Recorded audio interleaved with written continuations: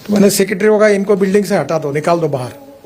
अगर ये 15 दिन के अंदर अगर एक्सीडेंट का रिपोर्ट नहीं कर सकते तो ये ऑफिस की जरूरत ही नहीं है, इसको खत्म कर दो। मैं विदेशों में था, हम रास्ता क्रॉस करते समय कोई भी ड्राइवर दूर से देखता है रुक जाता है। ये जो सेंस ऑफ रिस्पॉन्सिबिलिटी उनमें है वो हमारे यहाँ भी आ सकती है। और उसमें साहब बैठे हैं, ये डीपीआर बनाने वाले तो और कहर किए सब। और एक रोड इंजीनियरिंग की गलती है, एक एक जगह पर 150-150 लोग मर रहे हैं। और इसके कारण हमने ब्लैक स्पॉट आइडेंटिफाई किए हैं और काफ़ी बड़े प्रमाण पे काम किया है। तो मैंने उनको सुझाव दिया कि सॉफ्टवेयर में और एक डालो कि जो वायलेशन करता है उसके ट्रक का, बस का, ड्राइवर का फोटो अखबार में छाप दो। ये फलाना आदमी है, इस चौक में इतने बजे इस तारीख को इसने वायलेशन किया है, ये इसका ट्रक का फोटो, ये इसका फोटो, इसका नाम ये है। और अच्छा फोटो और अच्छा छपवा दो ताकि पब्लिक को पता चले कि ये आदमी है जो ये कर रहा है। बोलते फेज 1 में करेंगे, फेज 2 में करेंगे। तो मैंने बोला फेज 1 फेज 2 अच्छा है तुम्हारा, और तुम्हारा माँ बेटा मर जाएगा उसमें तो क्या होगा। इसमें कहा कि फेज 1 और फेज 2 तुमने निकाली। दो काम कम करो पर इमीडिएट एक्शन लो। तो मैंने मुख्यमंत्री और ट्रांसपोर्ट मंत्री का भी नाम का ड्राइविंग लाइसेंस करा के असेंबली में दिखाया था। तो उन्होंने मुझे पूछा ये कैसे किया। तो मैंने बोला हमारा आरटीओ बड़े ट्रांसपेरेंट थे। बोले कैसे। उनको गांधीवादी थे, वो नोटा दी तो देखते भी नहीं थे, ठप्पा मारते थे फटाफट। तो मैंने बोला आपके नाम का मैंने लाइसेंस बना के लाया। तो अभी ड्राइविंग लाइसेंस को मैंने बहुत कड़ा कर दिया। वैसे आरटीओ वाले दिन रात मुझे बेचारे कभी आशीर्वाद नहीं देते क्योंकि मैंने बहुत से चीज़ें बहुत डिजिटलाइज कर दी। अब आरटीओ में लोग ज़्यादा ही नहीं चाहिए, नेशनल परमिट भी घर में बैठ के मिलता है।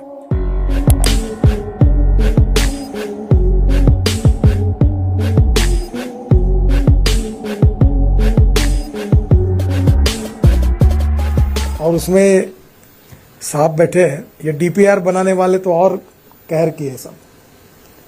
जो डीपीआर बनाते हैं रोड का, उसमें कल ही मेरी एनएचआई चेयरमैन से बात हुई, हमारे पांडे जी बैठे मेंबर, इन्होंने कमेटी में रिपोर्ट दिया कि डीपीआर बनाने वाले इतने गलत डीपीआर बनाते हैं। और जो माइंड सेटअप यह है कि कॉस्ट बचाने के लिए रोड सेफ्टी के स्टैंडर्ड से जो भी सेफ्टी मेजर्स लेने चाहिए उसके बजाय जहां आवश्यकता होगी जंक्शन इंप्रूव करना है, जहां फ्लाईओवर की आवश्यकता होती है, जहां अंडरब्रिज बनाने की आवश्यकता होती है, वो टाल देते हैं। और स्क्वायर को भी डिजाइनिंग ठीक से नहीं होता। और एक रोड इंजीनियरिंग की गलती है, एक एक जगह पर 150-150 लोग मर रहे हैं। और इसके कारण हमने ब्लैक स्पॉट आइडेंटिफाई किए हैं और काफ़ी बड़े प्रमाण पे काम किया है। हमारा एक स्टैटिस्टिकल विंग है, वो एक्सीडेंट का रिकॉर्ड इकट्ठा करती है। तो 7 साल का रिकॉर्ड अभी हमको वो सबमिट करती थी 7 साल का। अभी बड़ा उन्होंने अभिमान के साथ किया कि अभी 7 साल के बजाय हम 3 साल का अभी करेंगे, हमने बहुत सुधार किया। तो मैंने सेक्रेटरी को कहा इनको बिल्डिंग से हटा दो, निकाल दो बाहर। अगर ये 15 दिन के अंदर अगर एक्सीडेंट का रिपोर्ट नहीं कर सकते तो ये ऑफिस की जरूरत ही नहीं है, इसको खत्म कर दो। आज आवश्यकता इस बात की है कि हमें जब पता चलता है कि दिस इज द रीज़न जिसके कारण ये गड़बड़ हो रही है, एक्सीडेंट हो रहा है, उसको तुरंत इम्प्रूवमेंट करना चाहिए। कल एनएचआई ने पहली बार ऑर्डर निकाला है कि हमारे जो पीडी है वो 10 लाख रुपए तक इमीडिएटली एक्सीडेंट की जगह को सुधार सकता है। छोटे से बोर्ड लगाना और रोड को विशेष रूप से सफ़ेद पट्टे रोड साइन से उसको अच्छा करना, अगर अच्छा साइनेज भी लगाया ठीक से तो भी होगा। साइनेज की भी क्वालिटी हमारी इंटरनेशनल स्टैंडर्ड के मुताबिक अच्छी नहीं, राज्य सरकार में और भारत सरकार में। तो मैं पहला आपसे अनुरोध करूंगा कि रोड सेफ्टी को सुधारना है तो पहले रोड इंजीनियरिंग में काम करने वाले इंजीनियर का आप डिप्लोमा तय करो। और अगर मुझे प्रपोजल दो तो जो 8 दिन का डिप्लोमा नहीं करेगा उसका कोई प्रमोशन नहीं होगा करके मैं भी लिख देता हूँ। और आप पहले एक मैंडेटरी करो। और यही सब है जिन्होंने रोड इंजीनियरिंग में की हुई गलतियों के कारण ही एक्सीडेंट के परिणामों में मैक्सिमम जिम्मेदारी उनकी है। दूसरी बात साइनेज की है। अभी हमने एक तय किया तो साइनेज का गवर्नमेंट बड़ा अच्छा बात होती है, कहते समय भी लोगों को संकोच नहीं होता, बोलते फेज 1 में करेंगे, फेज 2 में करेंगे। तो मैंने बोला फेज 1 फेज 2 अच्छा है तुम्हारा, और तुम्हारा माँ बेटा मर जाएगा उसमें तो क्या होगा। इसमें कहा कि फेज 1 और फेज 2 तुमने निकाली। दो काम कम करो पर इमीडिएट एक्शन लो। तो जो सेंसिटिवनेस है वो सिस्टम में लाने के लिए विशेष रूप से हमारे जो रोड इंजीनियरिंग में काम करने वाले लोग हैं उनको सेंसिटिवनेस भी आए, गलतियां भी ना करें, और डीपीआर और इंजीनियरिंग में कोई गलती ना रहे और छोटे छोटे जो क्रॉसिंग हैं उसको सुधारें।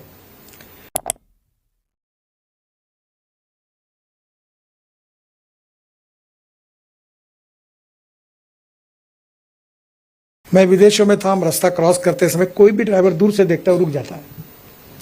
ये जो सेंस ऑफ रिस्पॉन्सिबिलिटी उनमें है वो हमारे यहाँ भी आ सकती है। अभी मैं जब विदेश से आया तो एक कस्टम का पुलिस में रहा हुआ अधिकारी मेरे पास आया, बोले साहब मुझे आपसे मिलना है। तो बताइए क्या है। उसने कहा मुझे कि आप एक कियोस्क बनाइए और वो ऐसा बनाइए कि हर स्कूल में बच्चे उसी के भी सीख जाएंगे। तो मैंने बड़े 2-3 कंपनियों को कहा है कि स्कूल में ऐसा एक स्क्रीन होगा, कियोस्क होगा, जिस पर बच्चे आकर वो खेल खेलेंगे जैसा उस टाइप का, ताकि उनको ट्रेनिंग मिल जाएगा, थोड़ा सा अट्रैक्शन होगा कि भाई हम कैसे खेल खेलते हैं, कैसे बराबर है, कैसे नहीं, कैसे नियमों का पालन कर, उसके अलग मॉडल्स तैयार हो सकते हैं। तो एक ये भी बात है। और इसमें आप जैसे एनजीओज, जैसे मैंने कहा कि ट्रक ड्राइवर और बस ड्राइवर से आप लिखवा लीजिए कि मैं जीवन भर लेन डिसिप्लिन का पालन करूंगा। आप विशेष रूप से बच्चों से और नागरिकों से लिख लीजिए कि मैं रोड सेफ्टी के लिए रूल्स ऑफ द रोड जो होंगे, मैं अगर 2 व्हीलर चलाऊंगा तो हेलमेट पहनूंगा, मैं अगर स्पीड से तो स्पीड लिमिट है उसको मैं लिमिट में चलाऊंगा, लेन डिसिप्लिन में अपनी गाड़ी चलाऊंगा, ओवरटेक करते समय मैं निश्चित रूप से चिंता करूंगा। अगर ये बातें आपने की तो मुझे लगता है कि इसके कारण बड़े प्रमाण पर ह्यूमन बिहेवियर को हम बदल सकते हैं।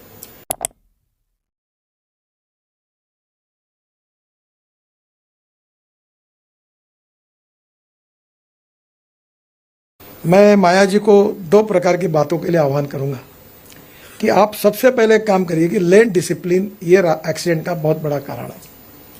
जो ट्रक है और बस है उसने लास्ट लेन में जाना चाहिए, उसका भी हमने ऑर्डर निकाले, अभी तक ऑर्डर ही नहीं निकला था।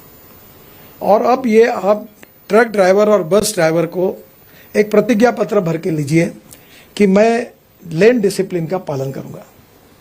पहली बात, ओवरटेकिंग और लेन डिसिप्लिन की बात हो जाएगी तो मुझे लगता है 50% प्रॉब्लम सॉल्व हो जाएंगे। दूसरी इंपॉर्टेंट चीज है कि जो रोड सेफ्टी के लिए हमने रूल्स ऑफ द रोड बनाए हैं उसका पालन, कानून के प्रति डर भी नहीं और सम्मान भी नहीं, ऐसी स्थिति है। और इसलिए एक अच्छा प्रोजेक्ट हमने नागपुर में किया था और वो था प्रोजेक्ट का, परसों ही मैंने उसके कार्यक्रम में मैं गया था, ट्रैफिक रिवार्ड्स। तो हमने एक पायलट प्रोजेक्ट किया और उनको आईटी कंपनी को दिया। उन्होंने करीब 60 सिग्नल पर उनकी मशीन्स लगाई और पहली बार उन्होंने ये किया कि जो ट्रैफिक सिग्नल को ओबे करेंगे उनके पॉइंट्स दिए और अभी उन्होंने 35 करोड़ रुपए का फायदा बेनिफिशियरीज को मिला। कोई पिज़्ज़ा हट में जाता है 10% डिस्काउंट है, कोई कोऑपरेटिव स्टोर में जाता है उसको मिलता है, इंश्योरेंस में मिलता, अलग अलग प्रकार की कंपनी आगे आई और पहली बार काफ़ी बड़े प्रमाण पर लोगों को बेनिफिट मिला कि नियम का पालन करने से हमें फायदा होता है। अब क्या होता है, जो वायलेशन करता है उसको सजा देने वाली फिलॉसफी थी। अब वो जो अच्छा कानून का पालन करता है उसका कोई रिकग्निशन नहीं था। तो ये जो सॉफ्टवेयर हमने नागपुर में ये किया था ट्रैफिक नियमों के बारे में, सिग्नल रूल्स, स्पीड लिमिट, लेन ड्राइविंग, तो इसके बारे में अगर ये सॉफ्टवेयर बड़े शहरों में लग जाएगा तो मुझे लगता है कि इसके कारण काफ़ी कंपनियां आगे आती है। हमारे यहाँ 100 कंपनियां आई और ये अवार्ड जो मिले, रिवार्ड, इसके कारण लोगों में को रिवार्ड के कारण भी एक अवेयरनेस खड़ा हुआ कि मैं नियमों का पालन करूंगा।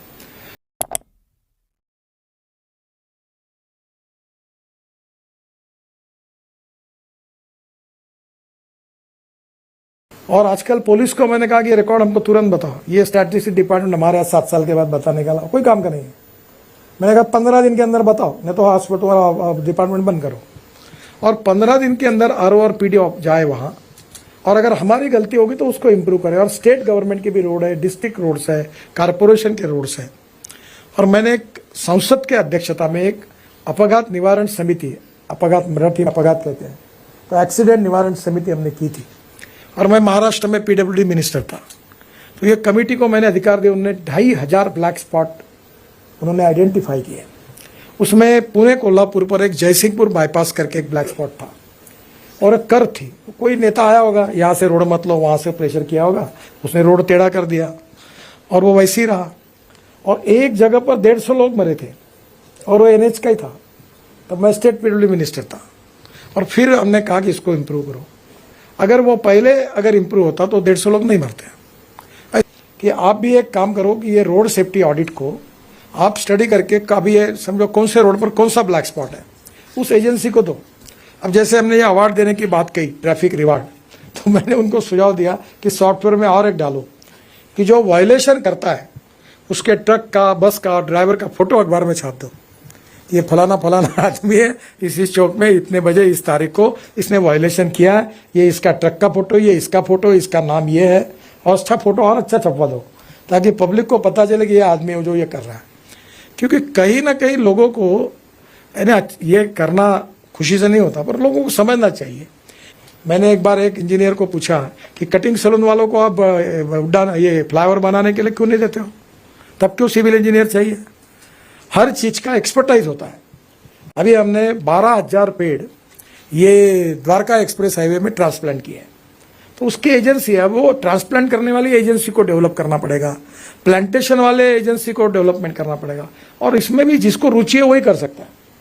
मैं मेरे कॉन्स्टिट्यूशन में एक रिंग रोड का प्लांटेशन का मैंने रिस्पॉन्सिबिलिटी ली है, तो मैंने अपने यहाँ का एक ट्रैक्टर सीएनजी पे कन्वर्ट करके डोनेट किया एनजीओ को, और रोज पानी देता है जो रिसाइकलिंग वाटर निकाल के देता है। और कहीं ना कहीं संवेदनशीलता के साथ ओनरशिप चाहिए। हमारे देश को अगर सही में एक्सीडेंट मुक्त करना है, अभी एक हमने कहा था कि 2024 के पहले हम 50% एक्सीडेंट कम करेंगे, बहुत ज़्यादा नहीं कर पाए, और इसलिए नहीं कर पाए कि हम लोग और कमियां है, कुछ हमारी है, कुछ और लोगों की भी, समाज की भी है, और मीडिया भी सहयोग कर रही है। मुझे अमिताभ बच्चन जी ने कहा कि जितने कार्यक्रम करोगे मुझे 1 रुपया नहीं चाहिए, मैं फुकट करूंगा। अक्षय कुमार जी ने मुझे फोन करके कहा जितना करोगे मैं आपके साथ हूँ। बहुत से सेलिब्रिटीज हैं जो कह रहे कि हम इसके लिए काम करने के लिए तैयार हैं। तो हमने रोड सेफ्टी काउंसिल बनाई है, और अभी जो एनजीओज काम करेंगे उनको भी हम मदद करेंगे।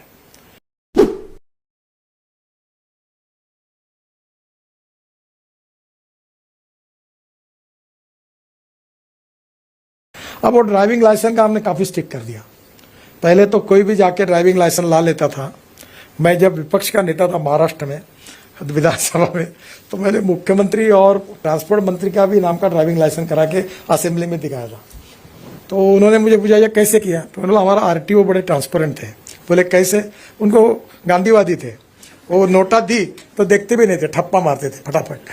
तो मैंने बोला आपके नाम का मैंने लाइसेंस बना के लाया। तो अभी ड्राइविंग लाइसेंस को मैंने बहुत कड़ा कर दिया। वैसे आरटीओ वाले दिन रात मुझे बेचारे कभी आशीर्वाद नहीं देते, क्योंकि मैंने बहुत से चीजें बहुत डिजिटलाइज कर दी। अब आरटीओ में लोग ज्यादा ही नहीं चाहिए, नेशनल परमिट भी घर में बैठ के मिलता है। तो स्वाभाविक रूप से अब ड्राइविंग लाइसेंस इतना आसानी से नहीं मिलता, अब परीक्षा देनी पड़ती है। ड्राइविंग ट्रेनिंग स्कूल है अमेरिका में, 1-1 महीना लोग किताब में अध्ययन करते हैं ड्राइविंग लाइसेंस के लिए। वर्ल्ड में हिंदुस्तान ऐसा देश है कि जहां सबसे आसानी से ड्राइविंग लाइसेंस मिलता है। ये मुझे ज्ञान सिखाने वाले बड़े विद्वान और बड़े बड़े लोगों के साथ एक बार मैंने मीटिंग में पूछे लिया कि तुम्हारे में से कितने लोग हैं जो आरटीओ में जाकर ड्राइविंग लाइसेंस लाया, हाथ ऊपर करो। बहुत कम लोगों ने ऊपर किया, तो बाकी लोगों ने कैसे लाइसेंस लाया।